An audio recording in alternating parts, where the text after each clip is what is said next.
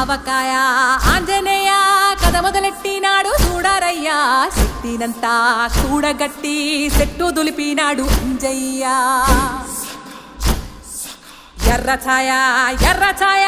కోతి అవతార వెంటమాయ కత్తి సేత పట్టకుండా కాయ కోసినాడు కపిలయ్య